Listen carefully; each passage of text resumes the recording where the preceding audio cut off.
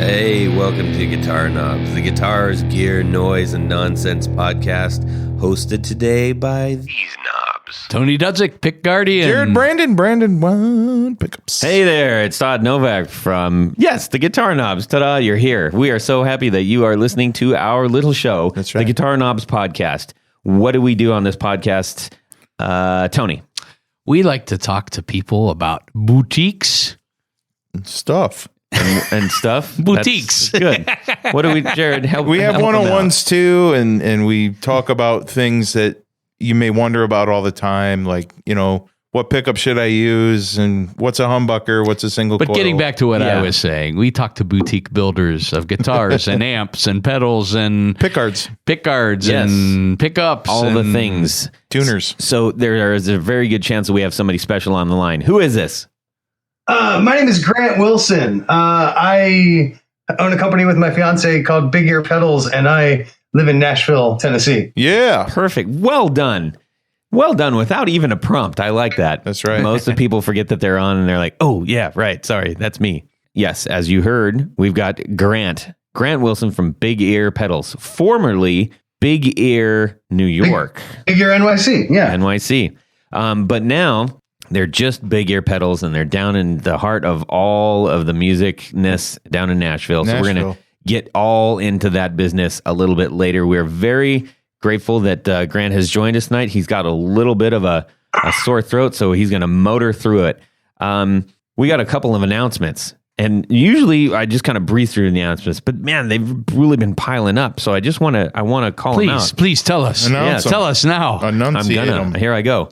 So recently, a lot of people have gotten the notice from Spotify saying, oh, what was my go-to podcast in 2018? And we've had several people tag us in it and everything. And two of the first ones that I got back were Corey Nigro and Rare Buzz Effects.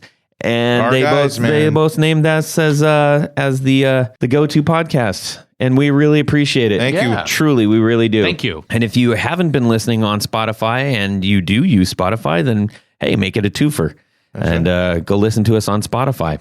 Also, one of our avid listeners and commenters, David Kaminga, he asked us about a speaker episode that we have referred to many times. Like Jared just mentioned, we've got a 101 series that we do where we just go dive into a subject, and it's called the 101. And we did a speakers 101 with warehouse guitar speakers.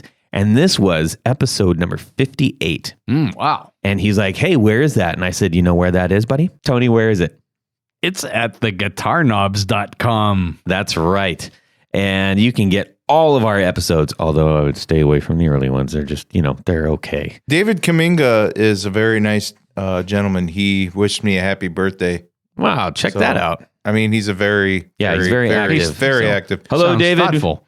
Very Hello, good David. dude. Hello, David. Also, another really active listener and an early one. He's been an early supporter of us. Alexander Hobson sent us an email, and I have flipped because, just as I mentioned, we really like doing the 101 series, but we want to make sure that they're done right. And we haven't done one in a little while. We've tried to set a couple up. We do have some coming up, but he sent us an email that Tony said in big, bold letters. A capital idea. That's Capital idea. Capital idea. In fact, it wasn't a capital idea. It was like 3 or 4 capital ideas. So Yes. thanks so much, Alexander Hobson, for your support and for giving us some awesome ideas. You're which the man. I'm stunned that we didn't even think of this ourselves. Yep. But whatever.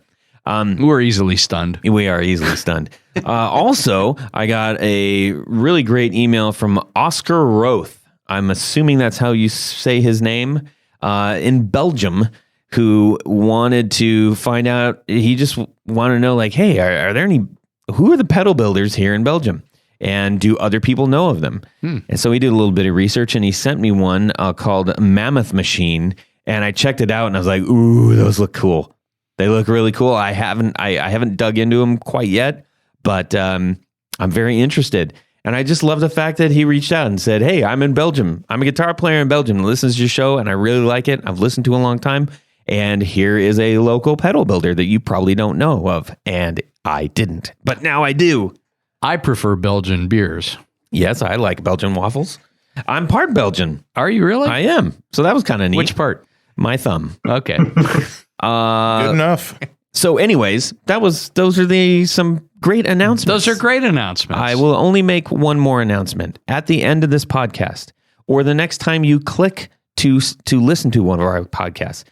If you could just take one single moment and give us a good rating on whatever platform you're listening to, I would greatly appreciate it. We would greatly appreciate it. Tony would greatly appreciate it, and Jared would greatly appreciate it. Definitely. So anyways, let's get on with what's going on in our music world this week. Let's go over to Grant first, since he's been just sitting there. Oh man, in my music world, oddly, the other day I was reminded through kind of a sad way to be reminded of something of the actual.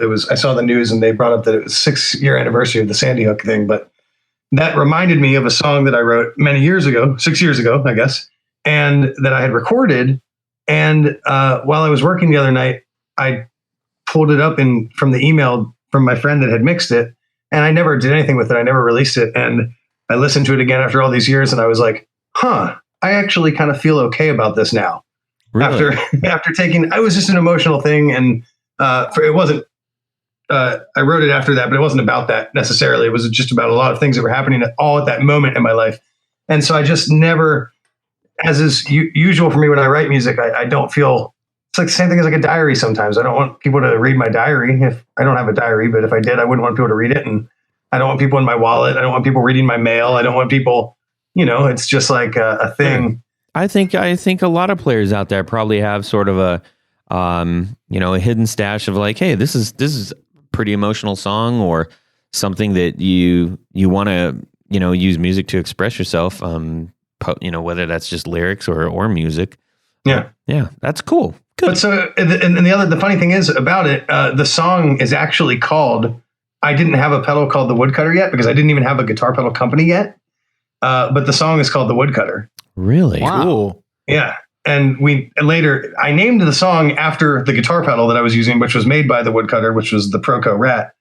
But that particular one was assembled by a guy named Woodcutter, which is where that whole legend came from. Gotcha. But then I named our pedal after that guy, essentially, Right. and which I had named the song after. So it's just funny, if I do release this song, if I do put it out, it'll just be funny. People will think I named the song after my guitar pedal, and actually it's like the song way predates that. Yeah. Interesting. So yeah. Well, now you're probably going to get a lot of people requesting to hear that song in some capacity. And you can probably sell it for like $1 million. That's brilliant. Well, you did this on purpose. I see what you've done. He's very tricky. Because all kinds of musicians are making millions of dollars these days. Yeah. Oh, yeah. Yeah. Everybody is. Tony Baloney, what's up, buddy? Oh, man. I tell you what. I've got much to share, but the one thing... That was so radio. Oh, man, I tell you what. Let's go back to the swinging 60s. Yeah. No, anyhow. So we've got a show up in Youngstown coming up. And this is your annual Christmas This is our show. annual Christmas show. All us old farts get together and make noise and right at a club that we used to play at. So what is this club? The Cedars. Cedars. You know the Cedars? Oh man, Billy is my guy. That is crazy. Billy and Mar and that you actually Chris know that. And I love this. I love them, man. So they treat us. I was in a band and I've been in like 42 states. I've been everywhere. I've played everywhere. Though that club, that town, and those people are some of the best memories I've ever had. They treat bands so well. Our first time there, the cool thing is people just always want to come out because they just love music there, and that's really cool. But that's because there's nothing else to do in Youngstown. I get Once it. you played there, you can go back there after 40 years like Tony is. But not quite 40. I'm from a small town in Pennsylvania. I understand that, but they the first time there, we didn't have, maybe there was like 20, 30 people there. Yeah. And it was like a weird rainy night or something, or snowing. I don't remember, but like, it wasn't that good of a night. And they were like, dude, this was amazing. We love it. We're totally going to have you guys back. And then eventually we were able to grow a following there as well. Cool. And we were a young band at that time, but So, so let me ask you: did you play at the old downtown one or the one on the west side? Okay, Yeah. So that one is now closed. Yeah, I know. And the new one, I've been to the new one. I haven't played it. I haven't been in a band since. it is truly a small world when it comes to musicians, but It is, man. When you tour, especially you know those people that do that in every single town. They're all like our friends. So yeah. And if you've been treated well, or if you've been treated poorly, you remember that. you remember both of those. I guess the story that I want to tell is restringing a Rickenbacker 12 string. Uh-huh. I haven't done one for a while, and I forgot how much fun that can be. And but surprisingly, I did remember all of the little tricks that I've learned. I think the very first time that I tried to restring a Rick 12 is I took the truss rod cover off and I was making adjustments with all the strings on. Mm-hmm. And then I realized I couldn't put the truss rod cover back on without cutting the strings off. Boy. So the tricks out there, if you do happen to have a Rickenbacker 12 string, is make all of your adjustments first, put the truss rod cover back on, and then you string the octave strings first. And then the standard strings last. Okay. So there you go. There's my tips for restringing a Rickenbacker. 12-string Rickenbacker. And it still only takes you about an hour and a half to do. That's all right. So that's what's going on in my music world this week. Excellent. Jared. Well, let's see. Let's spin the wheel of projects that I'm working on. Thank you, Tony. And it lands on the... Sound like a wet fart. Yeah, it could have been. Epiphone. I usually buy higher quality guitars because I just enjoy. Because you're a classy guy. I just enjoy them. You know, I am a very fortunate person, but I have a project going on. I want to see if like a trust fund or something. What is that? No. Yes. Okay, anyways, go heavens. Go ahead. I'm not going to tell you how I get to my money. Anyway, no. I bought an Epiphone Wildcat. They're very inexpensive, but you know, they're not the best guitar in the world, but they're cool. It plays good. It's a different guitar. If you don't want a Strat or a Tele or a Les Paul or I didn't buy it to play it every day. What I bought it for is I want to sell a mini humbucker, except for it's not a humbucker. I want to sell the old Epiphone New York pickups. What did we say that those were called originally? Tone Spectrum pickups. Something like that. Well. And they look like a mini humbucker, but they're not. They're just one giant single coil. And there's an enormous bar magnet that goes into that pickup, and there's windings around the magnet. We will see. So, and what did we do today, Jared? So I brought the guitar over because I got in the mail, and I had Zach gut the thing out, all the electronics or whatnot. Brought it to Tony's shop, and he made me some really cool pickup rings for it. Well, they're adapters. They're adapters. They come with the Wildcats come with dog ear P90s. Yeah, and so, they're the I think they're chrome. They're big chrome metal covers. Yeah, big metal covers. Yeah. So what we did is we made a plate that was the shape on the outside of a dog ear, and down to and then we cut the inside. It's like a 1/4 inch thick. Yeah, we used this cool 1/4 inch brown marble tortoise plastic it's going to look really cool. Yeah, it won't look goofy like a big surround with a tiny little pickup poking out. It actually looks pretty good. It's substantial. Interesting. Yes, it is. So, I have a project that I will talk to you about after. I won't pollute this show with it. The main purpose of the guitar is to test drive these pickups that I'm going to be making. Cool. I don't expect a ton of people buying them, which would be nice, but the people that want that old unique sound without having to pay $400 or $500 for a pickup. Yeah, knuckleheads like me. That's right.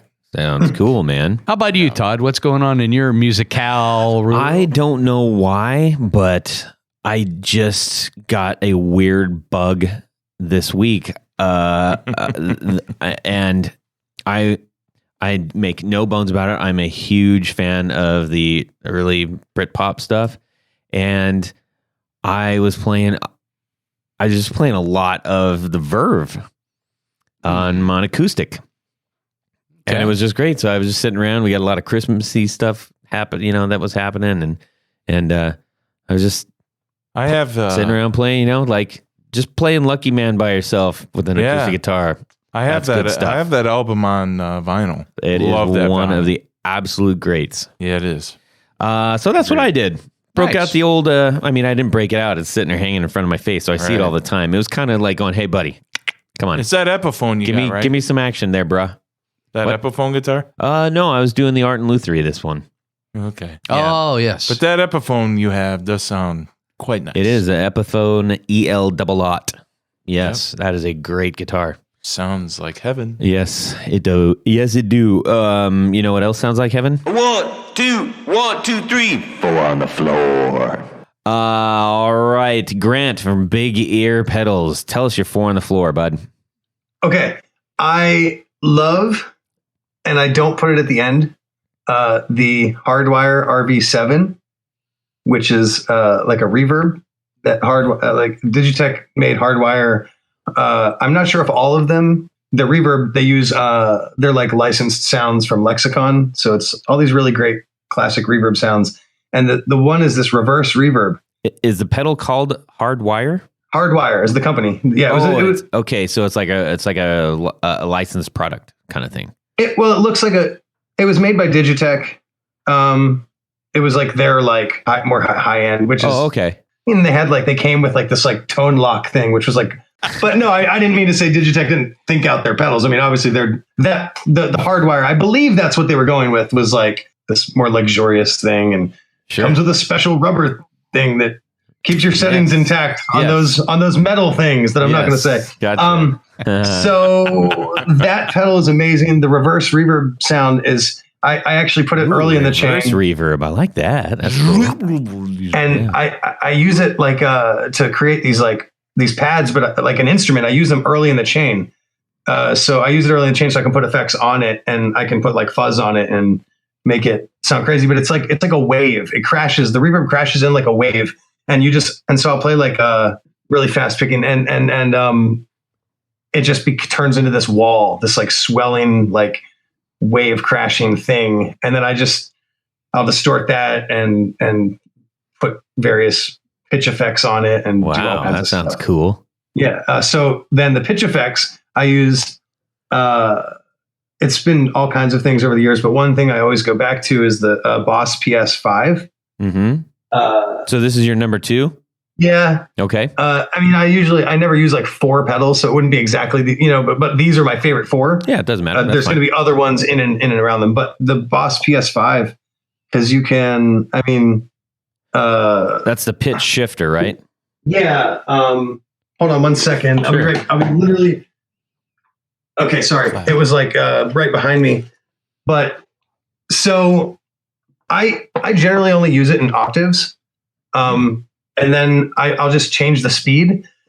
So, and it's also non-latching usually. So I can just step on it and go up an octave either instantly or really slow, or down an octave really slow. So you might be playing something and just like hit like a ding. So it's not, okay. So non-latching, for those who aren't familiar with that term, if you step on a pedal, it goes, it's either on or it's off. No. Non-latching is a momentary. Yep. With potential swell. So a lot of newer pedal builders make them with a swell. Okay, so it's like a ramp up. Yep, like a ramp. Like exactly. Mikey with he does that. Yeah. Yeah. So that's really fun because you can get like kind of like that's just really just by tapping the switch, like da, da, da, da, da, da, and it goes up the octave every time or down an octave, and you get some weird stuttery things. But I'm actually always going back and forth between the two, and so I just decided the other day I need to get a second PS5 in my life, so I can have one set to always octave up and one set to always octave down, and jump back and forth between the two, and I don't know, start a dubstep band or something. But perhaps they should make a PS6 that has those 2 buttons all in one. Okay, what do you have for number 3? 3, I gotta have a Proco Rat or some sort of Rat variant pedal, but I love distortion and I love the Proco Rat. Do you have a specific model of the Proco? So early, like super vintage, or the flat box, or my favorite that I have and that I've ever played. And everybody's like, oh, 85. I haven't. My favorite that I have and literally that I've ever played, not just that I have in my collection, but is an 88, which is the first year of the Rat 2. Okay. I don't know. It just sounds really, really good. So I like that one. That's perfect. That particular one. But if I didn't, is that the angled box with a dumb nut on the bottom? No, it's still like in a square box, and Okay. you can usually tell the difference generally between just like looking at a picture. Yeah. I mean, there's a lot of things. If you're only looking at the face of it, Yep. usually the foot switch nut on like a good one that you might want is just like a round dress nut, like they have on a Klon. Like it's not a notched one. Yeah, it's like a notched, like a round dress nut, as opposed to like a standard nut that would be on, any other foot. Gotcha. So that's what they have on the new ones. And so just like I used to go on the Guitar Center used site and just search Proco Rats and buy every single one. I'd call them and ask and be like, hey, is the top of it angled or is it flat? And because I would assume it was a vintage one. And I mean, I used to flip them in New York, and I wish I would have kept every single one, but I probably bought and sold like at least 30 from Guitar Center that they didn't, that they had listed. Yeah. Well, I stopped doing it, but I started a pedal company and got busy with that. But if I was still doing it, I could have found hundreds more. They never know. They're just, maybe it's some kid fresh out of school that has not a lot of experience with all these, vintage effects. Maybe he's 18 years old. Maybe she's 18 years old. And they don't know. It says Proco Rat on it. They assume it's a Proco Rat that we sell those here for $69. So this is a used one. So it's worth we'll give you $30 for it, kid. Oh, nice. And then they sell it for, $50, $60. And then I buy it super excited. That actually reminds me, really quick interlude. We just had Roman from Schnobeltone on, and he just posted a video where he took his legitimate vintage Klon. I saw that. And he took it in to a pawn shop. And this woman said, I mean, I don't know if it works. I'll give you $10. And he's like, well, I was hoping for a little bit more. Can you believe that? It's crazy. So that just goes to show everybody, look out in the used market for stuff. I mean, don't look out in the used market for stuff. No, do not. Don't bother. It's not out there. There's nothing to see here. No. Nope. Well, I just gave away my rat secret. So that's one way to get cheap rats, because still, I mean, if you're like I don't know if Litterdale, Iowa has a Guitar Center. They probably don't. But if you're in Litterdale, Iowa, you might not know the difference between a modern rat and a vintage rat. That is a very specific location you just chose. I hope that it's a real town. It is. It is a real town. It's my go-to. It's my go-to town when I talk about Nowhereville or I just Litterdale, Iowa. Litterdale, yeah, Litterdale. I love Litterdale. I like Luterville. I'm gonna go there someday, and they're gonna all be pissed off and mad at What are me. you doing around here, boy? All right, what do you have for number 4? Okay, some sort of delay, but I mean, that's ever changing. I love the G Lab delay. I'm not familiar with that. I love that. It's I think it's actually called the SD1 or something like that, which is weird because Boss has an SD1. Right. But that's a great delay pedal. Karen got it for me for Valentine's Day, our first year together. Uh-huh. And so it's a special pedal because of that too, but it actually is a really, really, really good pedal. And for reference, Karen. Oh, Karen is my fiance, co-owner of Big Ear Pedals. Okay, super. And she gets me a pedal every Valentine's Day. And then sometimes That's awesome. I want for that. other reasons. Yeah, I never got a pedal Tell on her Valentine's to talk to Day. mine. My wife's like, "What's a pedal? You mean the pedal in the car?" Yeah. Yeah. It's a very sweet and an awesome and wonderful tradition. I love that. I'm going to make that my tradition. You got it this made, year. my man. Pretty good idea. Oh Very, man. very lucky. But not just for that, but So what is it about that pedal that you like so much? that particular delay? Yeah. All the tone settings on the actual delay itself. I'm gonna go grab it real quick. It's like right behind me. Sure.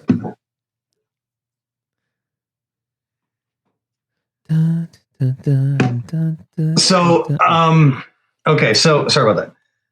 So, I mean, if you, look it up, the smooth delay, G-Lab SD1. All right. It, first of all, it lights up in a way that is very attractive and not cheesy. Oh, cool. It's very like a subtle, like calm, cooling light. And I like it. It's very symmetrical. The pedal is totally symmetrical and in an interesting box. But you have a bass and treble control for your repeats, and not just like a tone, or not just like a single tone control, but a bass and treble control on your repeats. It's crazy. Wow. And then you also have like that is really cool. Like if you think about that, it's not just repeating your actual signal, but you get to choose how you're. Oh, that's a really cool. It's very, very cool pedal. And like I said, very attractive, and you don't see them a lot. When you do see them, it's usually on some pro board. I don't know why they're not more. Definitely well-known. don't go look for those, everybody. Don't go looking for them. Yeah, I don't even know. The foot switches are wild too. They have like a screw right in the middle that holds the foot switch. Like it's like this proprietary switch, and their knobs are their own knobs. Like the knobs, the feedback and the level knobs have rubber pads on top of them. That is bizarre. We're looking at a picture of one, and it's a big box too. It's a pretty good sized box. Not quite line 6 DL4 box, but no, it's pretty good. Yeah, but I just love it, and it's special to me too, and it sounds really, really good. So that's neat. I like that. Good pedal. Yeah. It looks like some kind of like you said, it's like some kind of weird proggy proprietary thing that came out of like 92 or something. Oh yeah, it's definitely interesting. Yeah, that's fun. Yeah. Well, right on but Karen. People can really go wrong when they try to do stuff like that too. You know? Yes, very. They try to reinvent the wheel and just be like, "What is that?" Yep. And at that point in time when that came out, I'm assuming that's probably when it's from. I'm guessing, but I don't know when it came out. I've had this one for six years. Yeah, and I think it was not new at that. I think it was maybe 4 or 5 years old at that point. So. Yeah. Well, anyways, yeah, pretty fun. Well, cool. That's solid, man. Thank you for sharing that. Yeah, good for on the floor. Be sure, everyone, to check out. You'll probably see this on Instagram. You'll probably see us on Facebook because those are the only two places that we post those two things. And what they do is where do these posts go, Jared? I'm writing your daughter a letter for my bracelet. What? A thank you letter. Okay, so I'm gonna clap that with me. Tony, where do those posts go to? Well, you could go to the Facebook page, Instagram. It's on the Facebook page. It's on the Facebook page. They also jump over to the Instagrammy. Nope. No. Okay. How did you guys both get this wrong? They go on Instagram all the time. So you'll probably see this, the 4 on the floor. We post it on Instagram. We post on Facebook, and those lead directly to our webpage, theguitarknobs.com, at which you will find the 4 on the floor section and all of our 4 on the floors, not just the recent one, but all of them. So if you got a favorite pedal builder, a favorite guitar builder, a favorite amp builder that you know has been featured, or maybe that you don't know has been featured, you can find out all of their 4 must-have pedals. All 150 of them? Close to that. Yeah. And then you can actually click on the links to go purchase one because the links are there. Wow. Yeah, we've done a lot of work on this business here, man. That's yours. Now, are you going to have a link to the Guitar Center used search for Proco Rat? No, not Guitar Center. But so, in fairness, when I can, I will try to link to the actual pedal builders site if they're selling them on their site, and if not, then they usually end up going to Reverb. But so there you go, everybody. Go check out those pedals. Well, now I know where to look. Now you know where to look. All right. Well, as we have been talking with Grant Wilson of Big Ear Pedals, let's get into finding out a little bit more about said pedals. Grant came on my radar pretty early into our podcast birthdom. I don't know what that means. Existence. And I hit him up pretty quick. And that was about a year and a half ago. And he's been a very busy dude. And we've been just trying to orchestrate when we can make this happen. We've met in person and we said, hey, we got to do this thing still. And our door is always open to friends of the podcast and others, new ones that we encounter. So we figured out, okay, there's going to be a stretch of time when we can do this. And we got him on the show today. So we're very happy to talk to him and learn more about big ear pedals. And it's got an interesting story. So let's dig into that, shall we? Grant, you have just recently moved to Nashville, right? I 2 years ago. It feels real. I mean, it's hard to talk sometimes. It does feel very recent, but I know 2 years is not really that recent, but I still haven't hung all my art up. I'm like, moving sucks. Well, maybe more appropriately, you've recently ditched the moniker Big Ear NYC, right?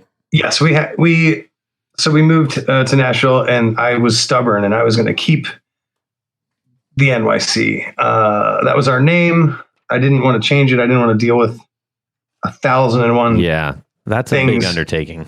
And then I kept dreading the conversation when I would meet people and talk to them. Be like, oh, our name is Bigger NYC, but we're actually based out of Nashville now. We moved, and it was just like, the classic commercial for like Old El Paso. Is that what it's called? Yeah.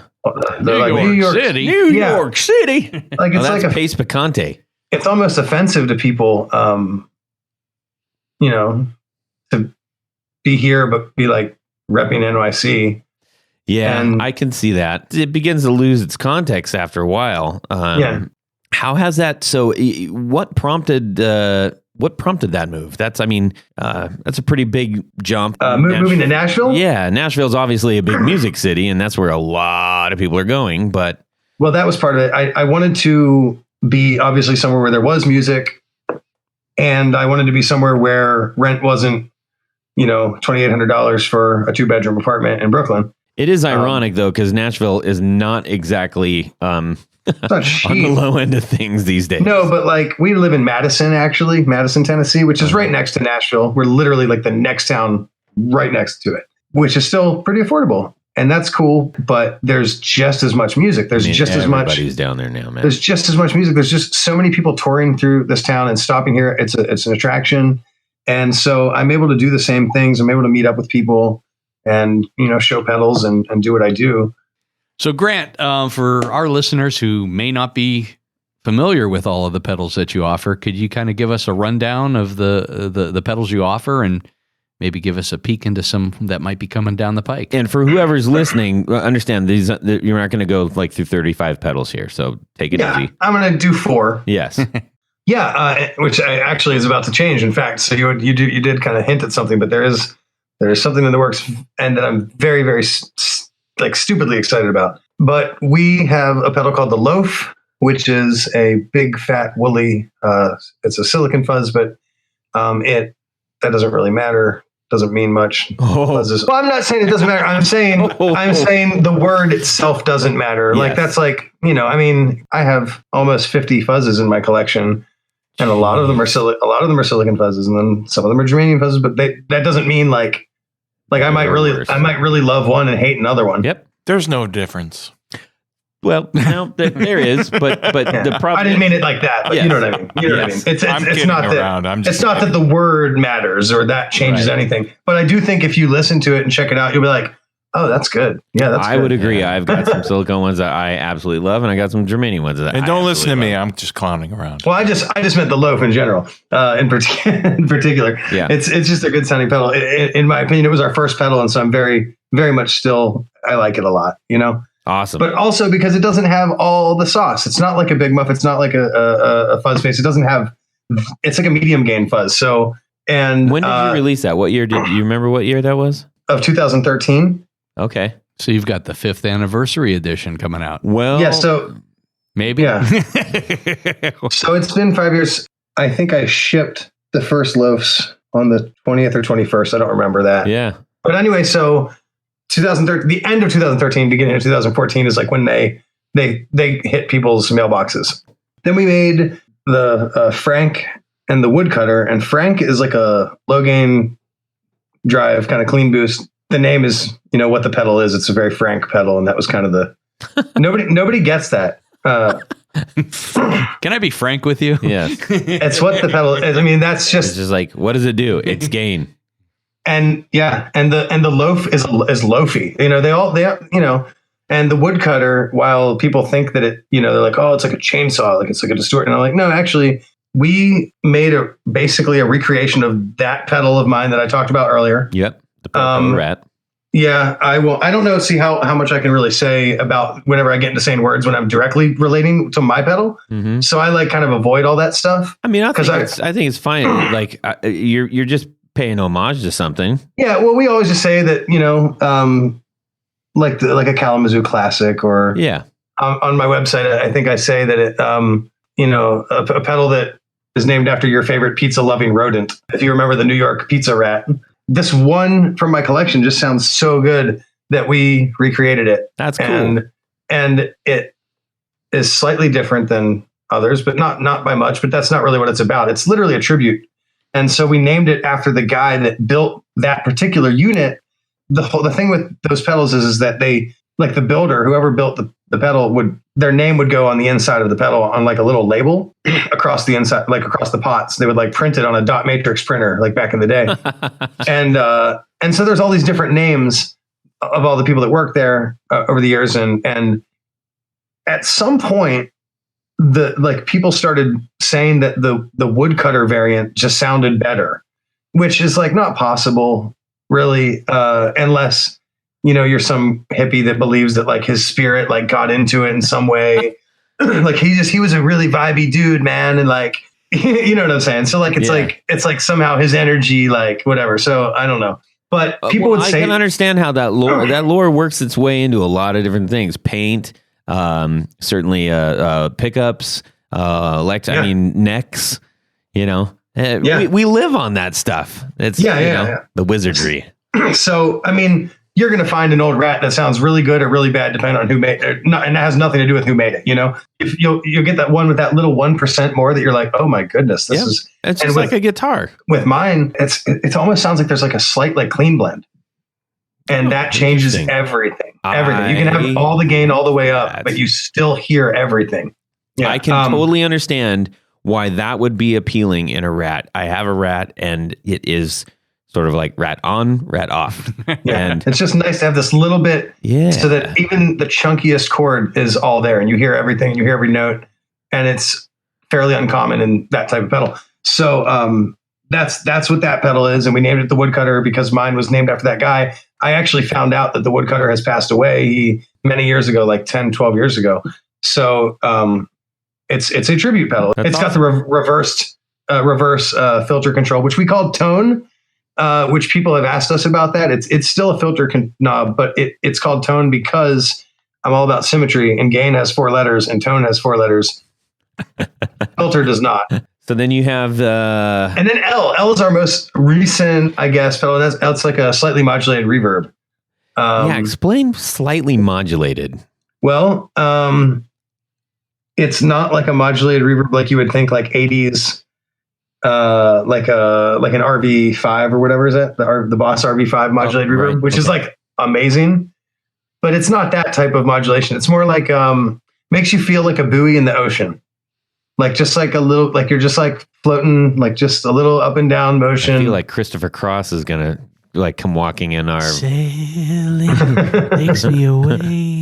But truthfully, the thing is that the belt and brick, which is what the pedal is based on, or uses to make the reverb, inherently has some modulation. Mm-hmm. And so like you can try to filter it as best you can to like not hear the modulation, or you can filter it in such a way that you do hear the modulation, and you're always going to hear the modulation. You'll never get it out. But the whole thing is like, well, if it's there, then it's a feature, and it's not a problem, because if you don't tell if you were just like, oh, it's just a reverb, and you filtered it as best as you could, and you just call it a reverb, you're going to get one email out of every 6 customers or 7 customers like, hey, the tails like start to like warble and go out of tune a little bit. Mm-hmm. And so it's a modulated reverb. I like it's a that. slightly modulated reverb. And, it's worked in to be part of, like, that's an element A that's very a good, non-symmetrical sound in a very symmetrical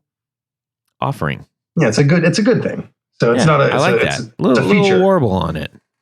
And so those 4 pedals have really been, at least the first 3 have been the foundation of Big Ear for some time. Yeah, I've been guilty. I'm the reason I'm not talking about, there was a pedal called Chaka, and there was a pedal called More. Mm-hmm. More might make like a comeback in a different form factor. Mm-hmm. But Chaka's dead, and I never made an announcement about it. I just pulled it from the site, and that's over. And I still have a bunch of enclosures, and I might build them up and just throw them on reverb later. But like as close out, whatever, some sort of, I don't know, whatever. Is Chaka referring to the character from the Land of the Lost?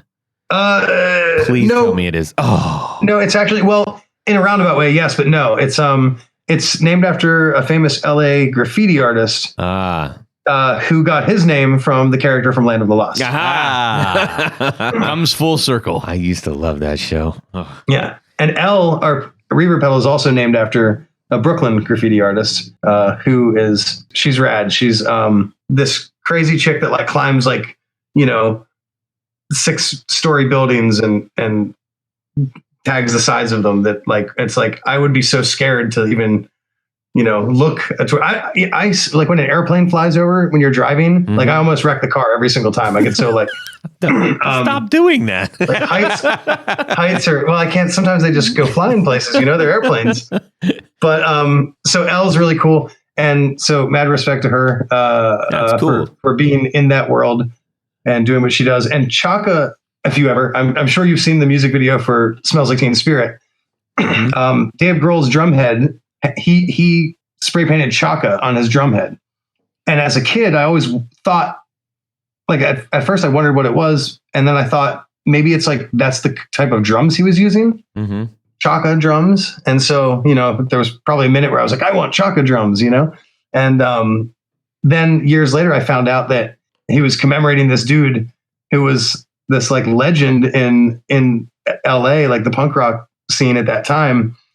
Because, and I know some people are going to think this is offensive, but I don't know. I lived in New York for 10 years, and I started to really like street art and just kind of like the history around how it started and what it was. But in LA, this kid, he was like 19 years old. And so just some young punk kid, and he did like $1.5 million worth of damage to like city property. Oh, geez. Which is really punk rock. But he was tagging his name, and they arrested him and basically gave him the biggest slap on the wrist in the history of the world. They were like, okay, we're giving you, 700 hours of community service. We could put you in jail for like a long time, Mm-hmm. but you're a kid. We're going to be cool, give you community service. You're going to clean up your graffiti. And if we ever catch you tagging again, you were going straight to jail. Yep. And so in the elevator on the way down, he tagged the elevator out, leaving the courtroom. And so they threw him in jail. And so that's who I am, man. Like, buck the system. Yeah. And so I just thought, I'm going to name a pedal after Chaka. I'm going to give him a pedal. And so we did. But I never pushed it. What was the basis of the pedal? It's like an octave up fuzz. It's a fuzz. It's like they're separated, so you can have a fuzz by itself or an octave up fuzz.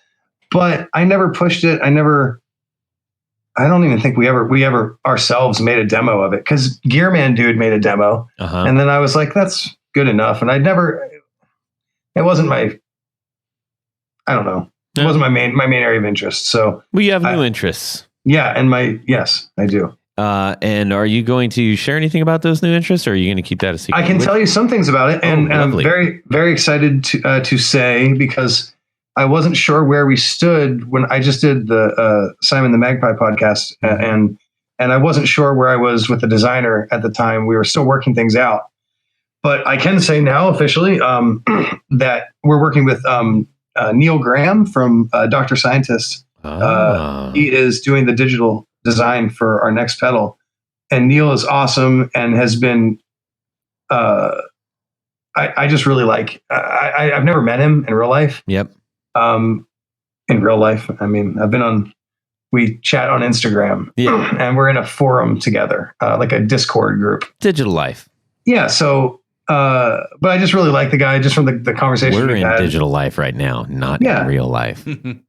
And he was into the idea, and it's literally in the next 2 weeks, I'm going to be hearing my first samples of this pedal. Excellent. And it's our first digital pedal. It's like full, like FV1,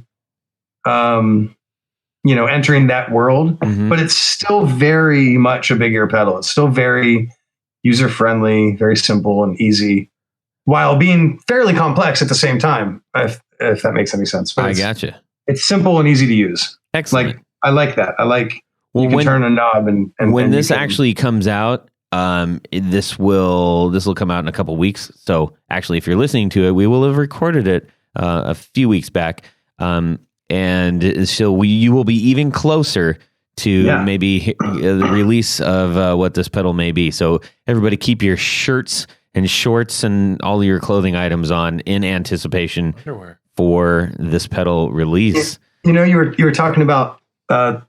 Or we were talking about the non-latching thing earlier. Yeah. It's interesting because it's our first pedal where we every pedal has just a standard latching foot switch because they're overdrive distortion fuzz pedals. Not much else to do with the foot switch. This pedal, we are going to be using a foot switch that is a clicking foot switch, but it's actually a momentary switch. So it clicks, but you can hold it down and it will have a secondary function. So we've never done that before. And the fun thing about that is the secondary function, I'm letting Neil design it. That's fun. I'm calling it the Neil mode. And I just told him, hey, like, I thought this would be the idea hit me. I was like, why don't you run with the switching system and make a secondary function that you like? That's put cool. Put your fingerprint in it, I got a big smile on my face because I'm always telling the guys, I'm like, I want more stuff with momentary switches on it, and I like that. Yeah. I like that. I'm excited to hear what this ultimately is. So you have to keep us informed. Yeah. Now you were talking about how. So I'm going to go to a post that you just recently did, in which you shared that I think you mentioned for the first time you had done the full build on the was it the loaf?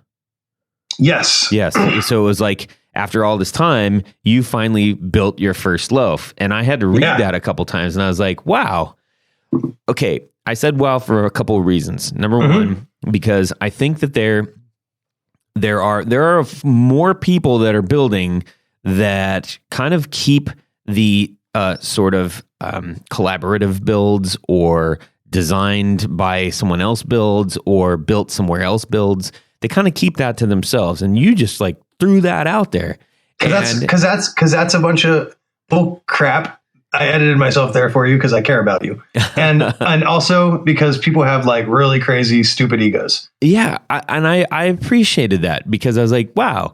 Like I said, most people aren't going to throw that out there, especially after several years. You've been established for a while, so that's because that's what I was good at, and so that's what I did. At the time I wasn't even interested in making pedals. Initially I was. I like tried. And I started trying to learn everything I could and like watch every YouTube video that I could when I first started. And I was like, man, I want a company tomorrow. Yeah. Like I want to be selling pedals tomorrow. I want to be making a great product. And so I hired people to do that. Yeah. Well, because my thing that I wanted to point out there was that if you think about a lot of products that we have, like you can design a great car, but not necessarily know how to absolutely design the engine for it, or Yeah, maybe that's a good example. No, like maybe it's a bad example, but Richard Branson, he's not mixing records. right. He's not designing jet engines. He's not like he's flying around the earth in a hot air balloon and leaving that stuff up to people that he trusts that right. know he that had they're a passion good for it and wanted to be involved in it. And I think, especially right now, man, like the boutique industry it's just on fire. And that was the whole reason that we created this podcast a couple years ago. It was like, we got to capture this, right? So for those people who are out there who really truly want to be involved in a deeper way, it's got to feel daunting. I mean, it does for me. I've talked about this with the guys right here. I'm like, man, I would really love to put out some kind of product or something because I love this stuff, but I'm not electronically a maker of things. But that doesn't matter if you have ears. If you have ears and you like sounds and you can critique and you can say, I want these, I want this form factor. I want these features. I want it to sound like this and do this. Yeah. And then they give you a prototype and you say, you got close, but I need more high end. I need more low end. I need less gain, more gain, blah, blah, blah, blah, blah, whatever. And then it's the same thing as like, if you want to start a sneaker company or like whatever, you go find someone that makes sneakers already. You don't have to be a cobbler and say, hey, you already make shoes. Make me shoes, put my name on it. Well, and if you take that even a step further, you got somebody like Eastwood Guitars, you got Pure Salem Guitars, you got Reverend Guitars. They're not sitting in the shed with shavings all over themselves. Not at all. Pounding out every single guitar by hand. If you have the talent, like I think they're all made in the same factory. They might be, but even then, they're still very individual guitars. I mean, they're completely unique. Well, I know Rick from Pure Salem, and I know that he actually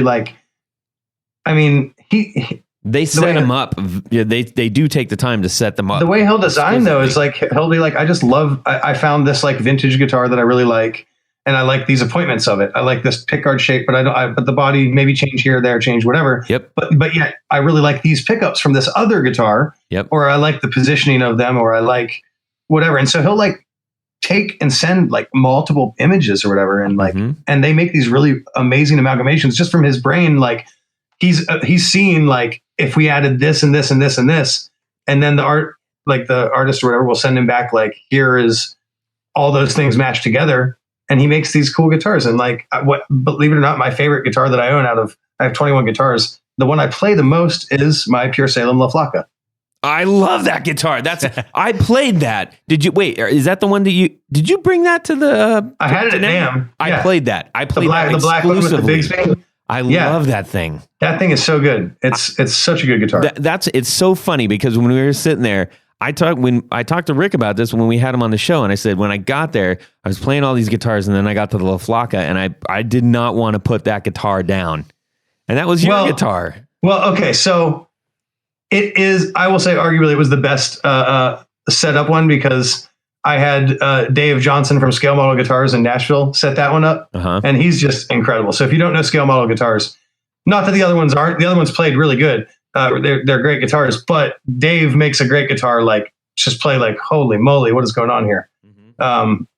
Dave is a local legend. Awesome. Scale Model Guitars, so you check them out definitely. He's been doing a really cool series where he's like doing step through like a multi like long form posts where he like steps you through guitar builds that he's working on. You know who else has done an exemplary job of doing that is Honey Tea, who we also had on. That's how actually I got really involved in his work. You take it from the very beginning to very end. It's great. It's a story, and it's not just a throwaway post. No, it's amazing. I actually texted Dave the other day just to be like, dude, I'm loving this. Yeah, that's killer. Yeah. Well, so anyways, back to the big point, which was just, we talk about this all the time. Every single builder that does actually know how to create either guitars or electronics starts out and they say, I just wanted to do it. I didn't know if I could do it, and I did it. And we always celebrate that. But then there's lots of other people who are like, I would love to do that. I have ideas. I'm very good with sound. I know what I want. I'm good with the, I like the aesthetics. I just want to be involved. I want to create something. Yeah. But yet may not have an electronics engineering degree. Well, now what do you do, right? So it's just to say that here is a successful pedal manufacturer, builder, brand, whatever you want to call yourself, Big Ear, who basically just said, hey, I've left that to somebody who actually can do this really well so that I can get a good product out there. Yeah, because I like selling things too. I mean, and again, that's like I said, it's like I was in a band. I had to sell that. Mm-hmm. If you can sell your band, holy crap. You know what I mean? There's so many bands and nobody cares about your band, man. Yep. It's like, hey, would you like my Facebook page? Like nobody cares about your band. And and I for years I was selling a band and like coming up with like, clever like angles and marketing, just like trying to do things a little different and trying to, the end goal was make that project successful. Whatever I'm doing, it has to succeed. I don't want to, no one else is going to hire me anyway. I can't work anywhere else but for me.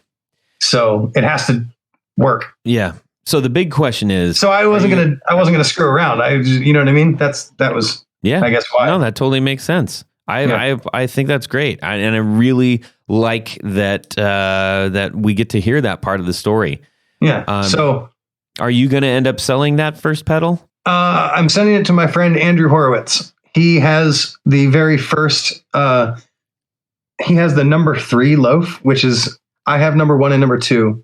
And then he has number 3. So it's the first that's out in the population. That's cool. That's cool. And so he has that. He has been a great friend of mine. He has helped us out so many different ways since the beginning and just been huge support and one of my closest friends. So I'm sending that to him so that way he has both of the firsts. That's awesome. What a thoughtful gift. But I actually, it's not my first pedal. I've been building pedals since January.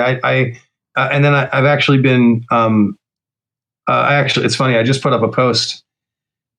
I just put an Instagram story up a little bit ago where I tagged you guys and said podcasting with you guys and hardcore repping 1981 inventions because I'm wearing his sweatshirt and I'm also using his mouse pad. And I've been building PCBs for him just over the past month and really loving that. Yeah. I just getting into like this zen state of just like it totally is. soldering for 8 hours straight. And like, it is fun. Well, I can listen to the same 3 records on repeat. And I know like every lyric to the second to last Guster album. Well, that's fun. So, and then I've built like several kit builds and things and I've given those to some friends. I think that's where a lot of us are, though. Like, if you that's where I'm at, and that's where I'm like, man, I'd really love to do this a little bit more in some capacity, but I can't go start. I can't necessarily just go, well, I'm going to build a whole line of pedals. I just don't have that. Our friend Mike Tremblay from Red House, like he sits there day and night and goes, dude, bro, I figured out this, and it's like, man, that's amazing that you can do that. Not everybody has to do what he's doing though either, because look at. I mean, my goodness, the what is it? The King of Tone has like a year-long wait list. Yeah. And that's like 2 blues breakers and a pedal. It's like an overdrive, Yeah. And so rough life there. You can go crazy and you can try to like write this whole new thing. And what Mike's doing is awesome. Those pedals are crazy. Yeah. But you can also be really successful with a good overdrive or fuzz if you do it correctly and you are smart about running your business. Yeah. I don't like it was a weird thing. Whenever I made that post that you talked about, I was talking to a friend that I had sent that post to proofread it. I sent it to him and he was like, man, do you really want to say that before January, you'd never build a pedal? Mm-hmm. And I was like, yeah, I want to say that. Like, I think that's awesome. And he kind of tried to convince me otherwise. And then I talked to Karen about it and she's like, hey, if that's what you wrote, if that's what you feel good about, then do that. So yeah, like I said, I've had my hands in, so many pedals. It's crazy, but I just never was the one building them. And then the reason I had to, this is what I wanted to, that I felt like I had left out. I've been working with Chuck from Chuck Pedals for the past 2+ years, almost 3 years, and he's been amazing. And we love Chuck. And he's out in California, right? He's in Anaheim, and that's been one of the biggest problems. It's my old hood. It's just the shipping thing, the mailing thing, having stuff done offsite. Ordering gets crazy. You never know. Like inventory gets, I should be more aware of what's happening, but things, That gets a little crazy. There's so much going on. And when you're not connected to it, you lose time. And then you're so ready for something. Then you're like, oh shoot, we don't have this. And then you lose more time. And then stuff will get there. And Chuck also, he builds a lot of pedals works for a couple people. And he also is a partner at a recording studio and also does live sound. So he's a very busy guy. And so, he has the time allotted for Big Ear, and then we are lacking one part or something. Our enclosures were screwed up and had to get sent back. And whenever they send them back, he was not able to build for several weeks because of his other jobs. Right. And so time, I was losing my mind.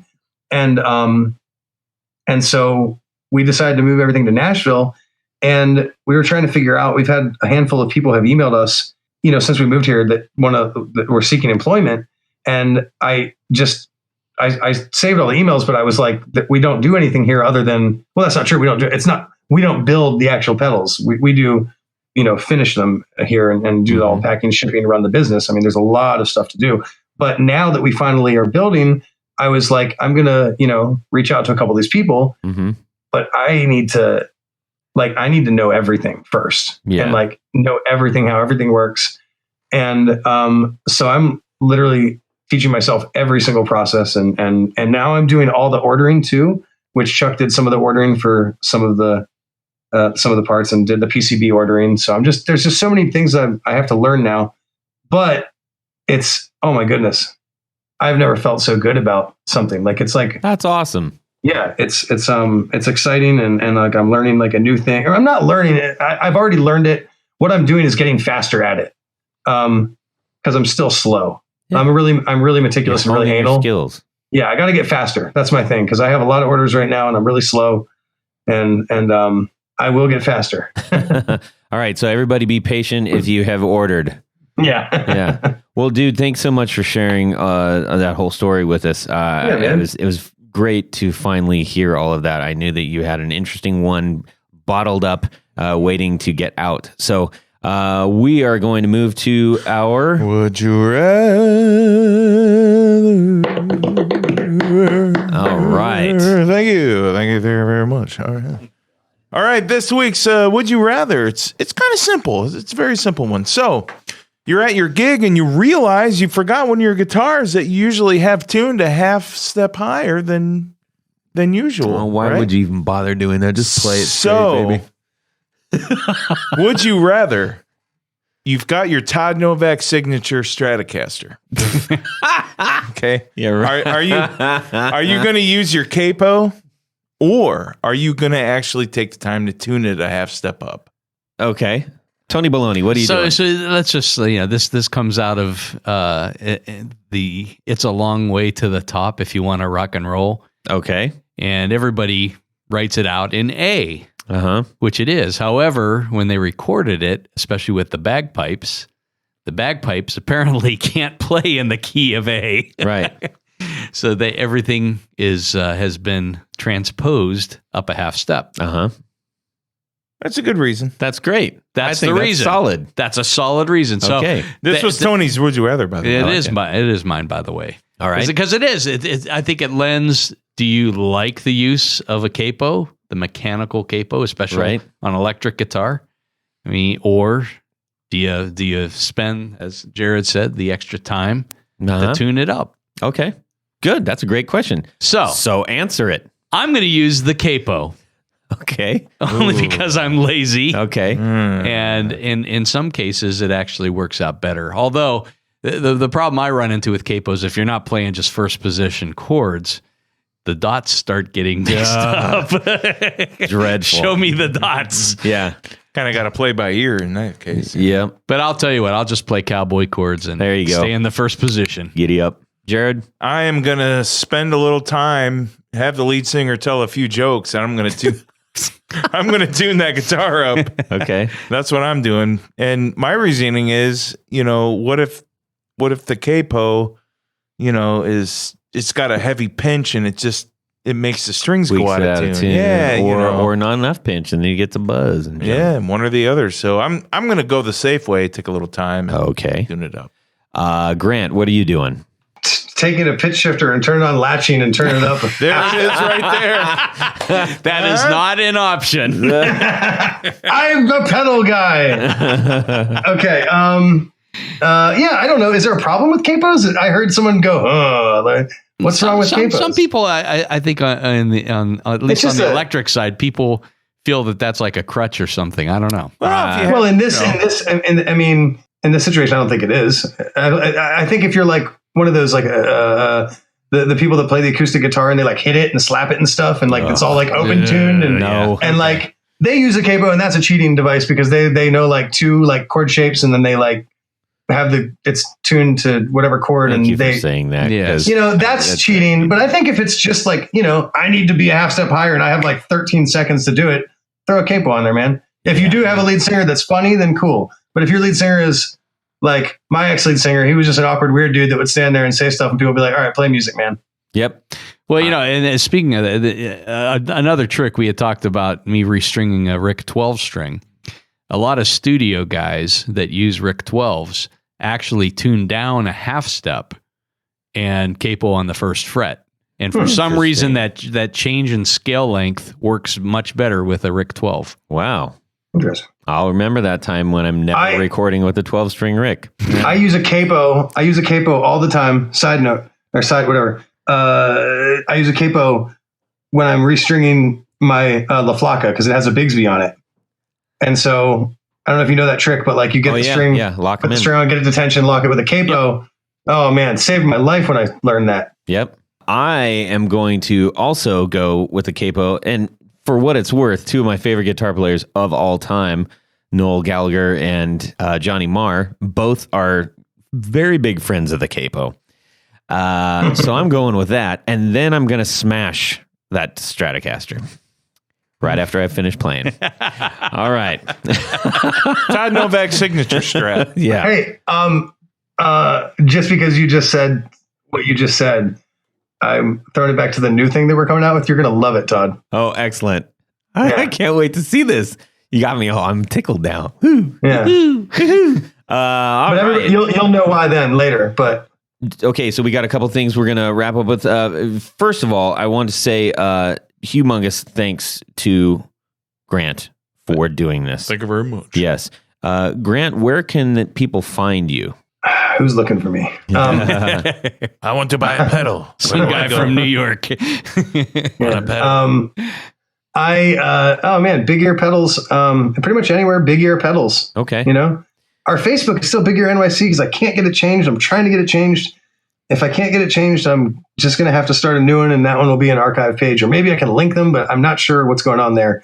They keep denying my my appeals to change the name, because they keep telling me that my page is associated with the city, and therefore I cannot take the city out of my name. They think it has something they think I was like a New York fan page. Oh, gotcha. Because it's like a computer writing the response. It's not a person. I just need them to. If you work at Facebook, please hit me up. Well, I don't, but I mean, if you're listening to the podcast, and you are, you're gainfully employed at Facebook, and I don't know how to. So if you've been, you guys made it this far. If you want a pedal, bigearpedals.com. If you go there and if you type knobs 15 as the discount code section, you'll get 15% off. Because I love it. Hanging out with us today. That's awesome. Thank you so much. This is, I'm sure someone might listen to this in like 2021 and try. So I will say that will work. We'll say 30 days from the date of publication. There you go. Yes, there's your new business manager. There it is. Thank you. Oh, 30 days from the launch of this podcast. So when you're hearing this, when it launches, And if you're like, well, when did it launch? You go to the website and it'll tell you when to launch, or you'll know because it doesn't work any longer on Grant's website. So if it doesn't work, and just shoot us an email. We'll see what happens. there you go. Well, look at that customer service all through and through. Excellent. So thank you so much for doing that. We really do appreciate that. It means a lot to us, and I know it means a lot to our audience knowing that you are trying to connect with them in that way and give them a break and get a pedal under their feet, baby. Super cool, yeah. Let's see here. Tony, we got a couple of people we need to thank real There's quick. a bunch of people we have to thank. At Who this are they? point, There are several. Well, at this point in our show, we like to thank our executive producers. Yes. And you may be asking yourself, how can I become an executive producer? I know how. How? Well, what you do is you go to Patreon, Patreon.com / the guitar knobs. the Guitar Knobs. And at that level, you go into there, they says, oh, you can be a sponsor, Yeah. a patron, if $1, you will. $5, $10 Or more. or more. You make the call. Yes. That's right. But in addition to all of the great prize packages that you get for becoming a patron, Mm-hmm. you can, at the executive producer level, Jared, Yeah, you get your name read on the thing. That's right. and that's a trademarked thing, by the way. That's right. Get your name read on the Yep. thing. Trademark. Yep. Jared, Brandon. That was the first Mythos pedals. The first time I said that, by the way, everybody. Mythos. Yes. Mythos pedals. He'll be joining us again soon. Okay. So without Mythos, further... can I say something about Mythos pedals? Absolutely. I love that guy. I might even be heading to his house here as soon as this is over. No kidding. Tell him we said hi. I love Zach, and he has been a huge help just with me figuring out what the heck I'm doing. Just man, Mythos Mjolnir. pedals, man. Mjolnir. Yeah. Mjolnir. I still can't say that thing. I have no idea. Mjolnir. Yeah. But yeah, I know that whatever, what's it called? Social proof. Like if you need social proof, like if you were thinking about getting something from Zach, do it. Go get a Mythos pedal. That guy's amazing. There you go. Amen, I like brother. Zach a lot. Yep. Actually. Okay. Yeah. So without further ado, I would like to read this list of executive producers. Mm-hmm. Let's start with Tom Barazin, Martin Cliff, David Wolfson, Matt Brammer, Carlos Mancha, Pete Marshall, Robin Smith, John Daly, Oliver Gonzalez, Sean S., Chris Kearney, John Anglin, Robert Marfleet, Darren Gregory, Gary Goodman and Son Beckett, Zach J. Wright, Doug Christ, Michael Van Zant, Brad Partridge, Doug Gann, Corey Nigro, Ken Sayers, and Jonathan Jerusik. My man. Thank you, one and all. Without you, this would not be possible. Truly, truly, truly. Thank you. I would encourage you, if you're enjoying what you're hearing, and I'm going to get serious here for just 1 second. We put a lot of work into the show, you guys. A lot of time and effort goes into bringing you the best show we possibly can. More so Todd, actually. If you can, going into the new year, if at all possible, at bare minimum, just say, you know what, I can give you guys $1 a month. It will help us out so tremendously because like I said, there's a lot of time, there's a lot of money that goes into this, and it would just really help us. So we greatly appreciate all those who do contribute at all levels, and we are thankful for you.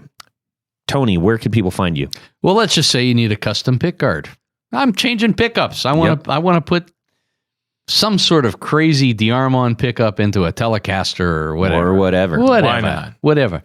Go over to pickguardian.com. Okay. That's probably the best place. Great. Jared? Well, Wait a minute. Yeah. Can I just finish? I wish I would have known you last year, man. Well, He's You got know me 21 now. guitars. I think you got some pick guards. I think you need some guards.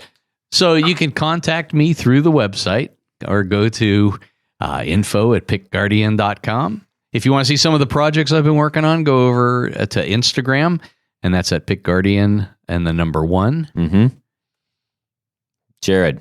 I tell you what, if you guys need some new or old looking pickups that are new, give me a shout. Wait. Brandon Wound Pickups. If you want some new or old looking pickups that are new. That's right. Brilliant. Okay, got it. go to BrandonWoundPickups.com. I've got them all, man. Give Yep. me a shout out. They sound absolutely fantastic. Thank you. I'm on Instagram and I'm posting cool stuff. Handmade stuff. Yeah, whatever.